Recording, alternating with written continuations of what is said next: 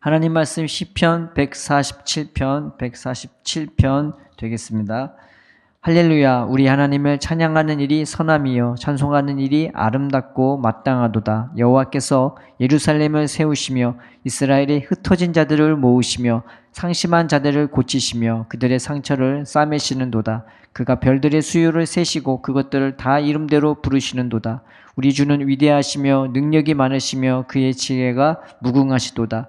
여호와께서 겸손한 자들은 붙드시고 악인들은 땅에 엎드려 드리시도다. 감사함으로 여호와께 노래하며 수금으로 하나님께 찬양할지어다. 그가 구름으로 하늘을 덮으시며 땅을 위하여 비를 준비하시며 산에 풀이 자라게 하시며 들짐승과 우는 까마귀 새끼에게 먹을 것을 주시는도다. 여호와는 말의 힘이 세다 하여 기뻐하지 아니하시며 사람의 다리가 억세다 하여 기뻐하지 아니하시고 여호와는 자기를 경외하는 자들과 그의 인자하심을 바라는 자들을 기뻐하시는도다. 예루살렘아 여호와를 찬송할지어다. 시온아 내 하나님을 찬양할지어다. 그가 내 분빗장을 견고히 하시고 내 가운데에 있는 너희 자녀들에게 복을 주셨으며 내 경내를 평안하게 하시고 아름다운 밀로 너를 배불리시며 그의 명령을 땅에 보내시니 그의 말씀이 속히 달리는도다. 눈을 양털같이 내리시며 서리를 재같이 흩으시며 우박을 떡 부스러기같이 뿌리시나니 누가 능히 그의 추위를 감당하리요. 그의 말씀을 보내사 그것들을 녹이시고 바람을 불게 하신즉 물이 흐르는도다. 그가 그의 말씀을 야곱에게 보이시며 그의 율례와 규례를 이스라엘에게 보이시는도다. 그는 어느 민족에게도 이와 같이 행하지 아니하셨나니 그들이 그의 법도를 알지 못하였도다. 할렐루야. 아멘.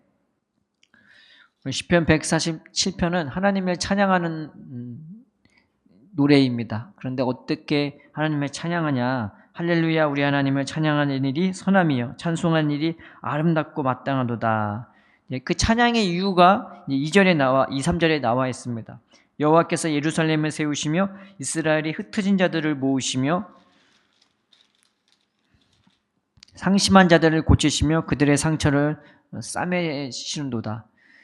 이스라엘은요 한번 망했던 나라입니다. 하나님이 애굽에서 구원해 주셨는데 결국 그들을 통해서 하나님이 큰 왕국을 세워주시고 하나님의 나라를 그 가나안 땅에 세워주셨단 말이죠. 그런데 하나님이 그들에게 처음부터 경고하기를 너는 나 외에 다른 신 섬기지 마. 나만 섬겨. 나만 바라보고 나만 의지하고 내 말만 들으라고 그 말을 했는데 그들이 하나님이 주신 복을 누리면서 이제 타락했잖아요. 그래서 하나님으로부터 경고를 한두 번 받은 게 아니라 수백 년 동안 하나님이 선지자를 끊임없이 보내주셨습니다. 이스라엘이 애굽에서 구원할 때부터 처음으로 모세를 부르셨고 그 다음부터 선지자들을 계속 보내주셨는데 많은 기적과 이적과 말씀과 구원을 베풀어 주셨음에도 불구하고 이 백성들이요 교만해져 갖고 하나님 말씀 듣지도 않고 오히려 하나님 말씀을 전해주는 선지자들을 죽이기까지 하고 핍박하기까지 하는 정말 그런 잔혹무도한 그런 하나님의 백성이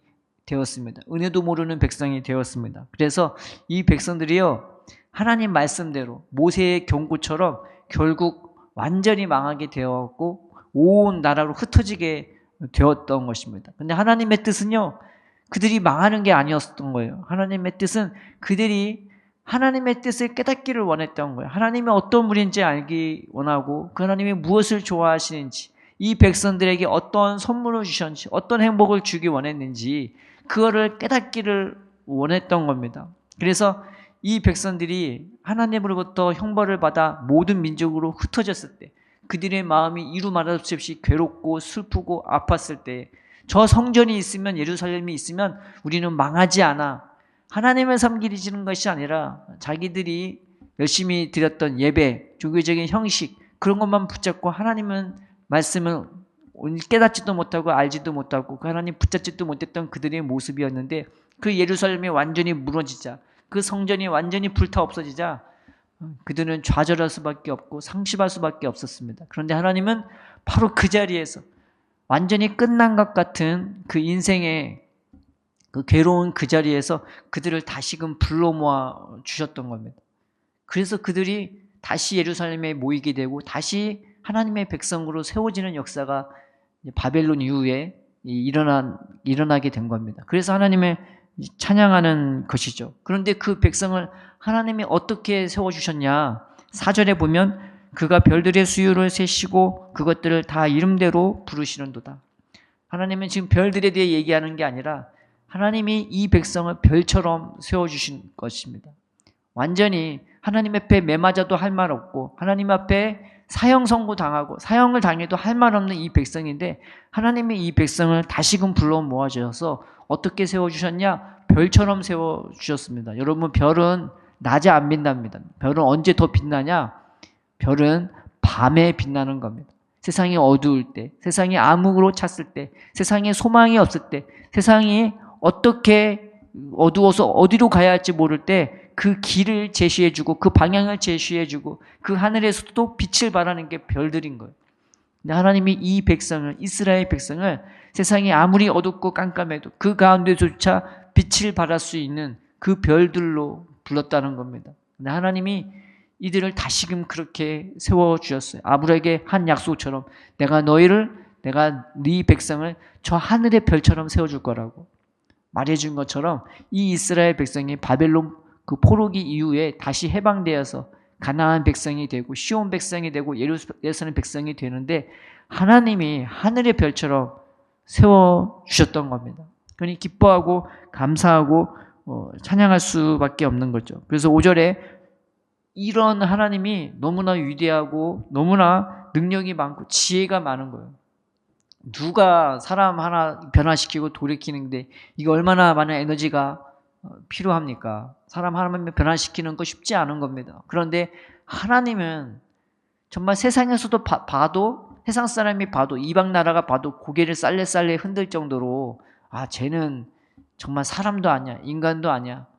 그렇게 말할 정도로 형편없는 이 민족을 하나님이 돌이켜 주셔서 하늘의 별처럼 당신의 백성으로 세워주셨으니 그 하나님의 능력, 그 하나님의 지혜, 그 하나님의 얼마나 위대하시며 얼마나 대단한 겁니까? 그렇죠.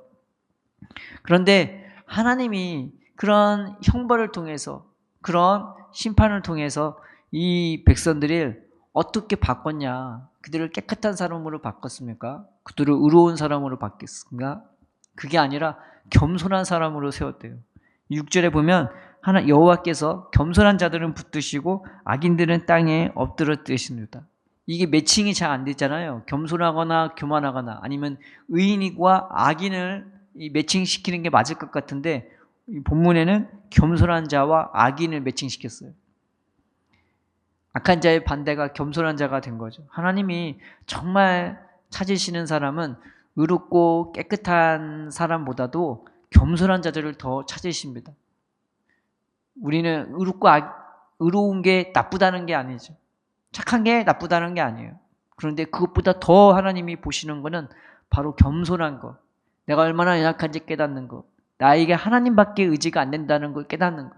이게 겸손한 자들의 특징인 것입니다. 하나님이 이런 심판을 통해서 형벌을 통해서 우리에게 무엇을 가르치느냐? 하나님을 바라보는, 하나님을 의지하는 법을 가르쳐요. 나 자신이 얼마나 연약하고 내가 갖고 있는 힘과 능력이 얼마나 보잘것없는 것인지를 깨닫게 하고 내가 힘이 있든 힘이 없든 하나님만 의지하게 만들고 그 하나님의 은혜로만 살고 그 하나님의 돌보심으로 살게끔 만들어 주는 것이 이게 바로 겸손인 겁니다. 하나님은 우리를 이런 연단을 통해서 겸손하게 해주시고 그 겸손으로 하나님을 의지하게 만들고 하나님을 바라보게 해주시는 것입니다. 그래서 이 하나님을 다시 한번 감사하고 나를 겸손케 만들고 나를 하늘의 별처럼 세우시고 다시금 완전히 망했던 나를 그 하나님의 백성으로 세워주시는 하나님께 7절에 다시 감사하고 노래하고 내가 가진 악기가 있다면 그 악기를 통해서도 하나님을 찬양하게 되는 것입니다. 그래서 8절에 9절을 보면은 그가 구름으로 하늘을 덮으시며 땅을 위하여 비를 준비하시며 산에 풀이 자라게 하시며 들짐승과 우는 까마귀 새끼에게 먹을 것을 주시는도다. 하나님을 의지하게 되고 그 하나님의 의지함으로 내가 하나님의 은혜를 받게 되면요 모든 것을 하나님이 주관하시는 것을 알게 돼요. 우리는 내가 조금만 알고 있으면 내가 그것 때문에 살고 있는지 착각한단 말이죠. 그런데 내가 알지 못하는 모든 것들을 하나님이 다 주관하신 저 구름도 하늘도 태양도 이 지구도 모든 우주도 하나님이 다 주관하시고 내가 평상시에 생각하지 못할 작은 들짐승조차 하나님이 주관하고 인도하시는 것을 우리는 깨닫게 되는 것입니다. 그래서 10절에 보면은 이렇게 하나님의 은혜를 깨달으면서 내가 겸손하게 되면요, 내가 하나님을 어떻게 하게 되냐. 10절에 보면 여호와는 말의 힘이 세다 하여 기뻐하지 아니하시며 사람의 다리가 억세다 하여 기뻐하지 아니하시고 여호와는 자기를 경외하는 자들과 그의 인자하심을 바라는 자들을 기뻐하시는도다. 늘 주님을 경외하게 됩니다. 늘 주님을 바라보게 됩니다. 늘 주님을 의지하게 됩니다. 자든지 깨든지 먹든지 마시든지 무슨 일을 하든 어디를 가든 늘 주님을 의지하고 늘 주님을 바라보고 늘 주님을 사모하게 됩니다. 왜냐하면 주님이 아니면 우리는 아무것도 아니기 때문입니다.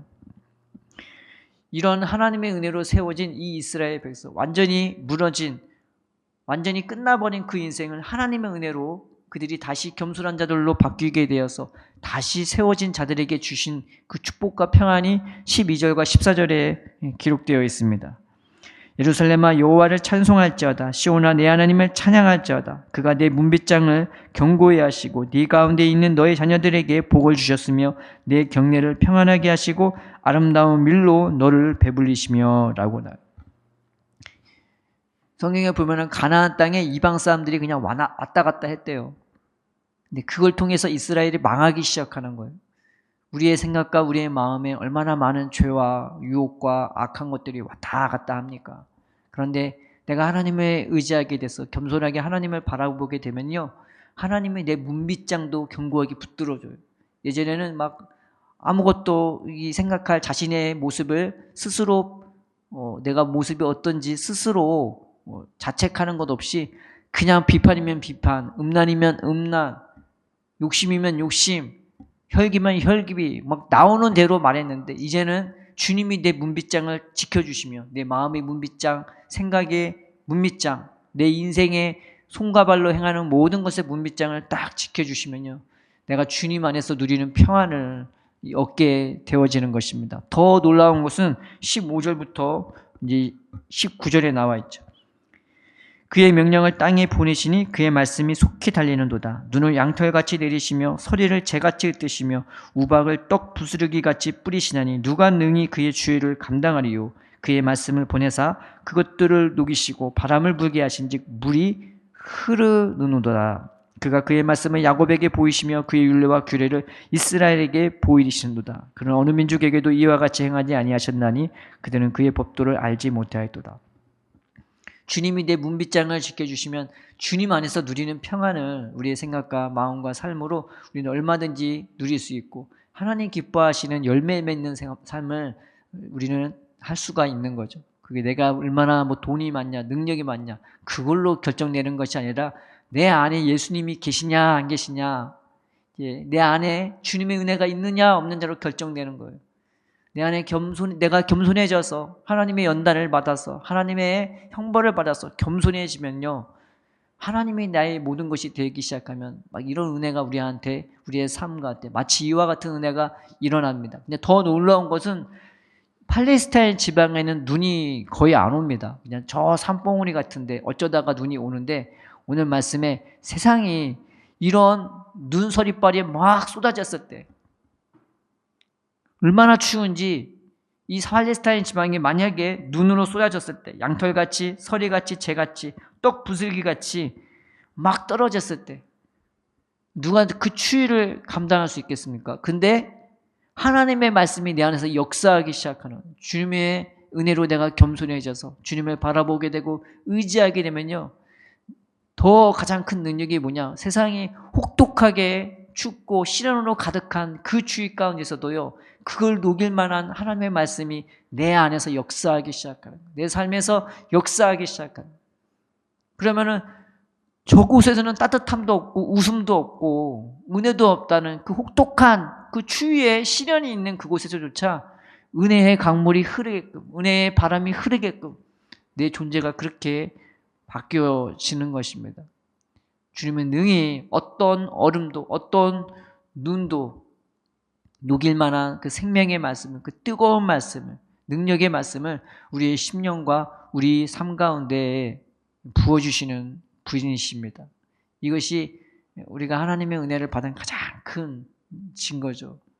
내 심령이 살아있게 되는 것, 내 심령에서 주님이 역사하시기 시작하는 것, 주님의 말씀이 역사하기 시작하는 것, 어떤 얼음도 어떤 눈도 어떤 추위도 다 녹여버리고 그곳에조차 물이 흐르도록, 생명의 물, 기쁨의 물, 참된 평안의 물이 흐르도록 우리의 삶을 그렇게 바꾸어 주시는 겁니다. 딴 게 아니라 하나님이 우리와 함께 하시고 내가 그 하나님을 의지하게 될 때 이런 은혜를 베풀어 주는 거죠. 그가 19절에 보면 그가 그의 말씀을 야곱에게 보이시며 그의 율례와 규례를 이스라엘에게 보이시는도다. 들리는 정도가 아니라 보이는 정도까지 우리가 이 은혜를 받아 누리기를 원합니다. 우리는요, 세상 사람처럼 이거 되나 안 되나 이거 확률적으로 부름받은 게 아니에요. 이 말씀 붙잡으면 이 말씀 그대로 하나님이 우리를 인도하시는 100%의 그 확실함과 은혜로 부름받은 자들입니다.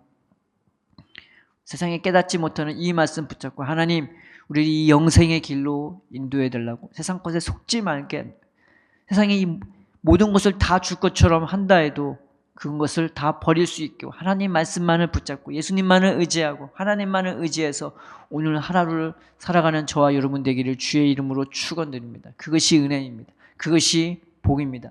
내가 나를 붙잡고 의지하는 것이 복이 아니라 주님이 나를 지켜주시고 주님이 나에게 이런 평안을 주시고 모든 추위를 녹일 만한 이런 생명의 말씀, 뜨거운 말씀, 능력의 말씀을 우리 10년간 삶 가운데 부어주시는 것이, 이것이 참된 생명의 길이 되어있는 것입니다. 하나님, 오늘도 무슨 일을 하든 어디를 가든 이 생명의 말씀으로, 이 은혜의 말씀으로 나의 마음과 삶을 주관해달라고, 세상 것에 흔들리지 않고 요동하지 않고 내 마음의 문빗장을 지켜달라고 우리가 주님 앞에 기도합시다. 우리가 겸손하면서 주님을 경외하면서 주님을 바라보면서 우리가 오늘 하루도 별처럼 세워지고 하나님의 말씀이 역사하는 심령과 삶이 되게 해달라고 기도하면서 하나님의 은혜 받는 하루가 되기를 주님의 이름으로 축원드립니다. 기도하겠습니다. 살아계신 하나님 아버지, 형벌받아 마땅한 우리를 주님 부르시고 우리를 깨끗게 하시고 우리에게 소망을 주시고 우리를 자신의 자녀처럼 생명의 길로 인도해 주심에 감사함을 드립니다. 우리의 마음을 붙들어 주사 세상 것에 요동하지 말게 하여 주옵시고 또 세상 것을 붙잡으려고 헛된 것에 마음 뺏기지 말게 하시고 하나님 우리의 마음이 올곧이 주님만을 바라보고 의지할 수 있게 하여 주옵소서. 겸손함을 주옵소서. 지혜를 주옵소서. 주님만을 의지하게 하여 주옵시고 주님만을 의지함으로 말미암아 하나님의 생명의 말씀이 우리 가운데 역사하게 하여 주시옵소서. 그 어떤 고통도 슬픔도 추위도 능히 녹여내며 오히려 그 가운데서 생명의 강물이 흐르는 우리의 심령과 삶이 될 수 있도록 주님 우리의 생명이 되어 주옵소서. 우리의 의지가 되어 주옵소서. 우리의 보호자가 되어 주시고 우리의 하나님이 되어 주시옵소서. 감사하며 예수님의 이름으로 기도드립니다. 아멘.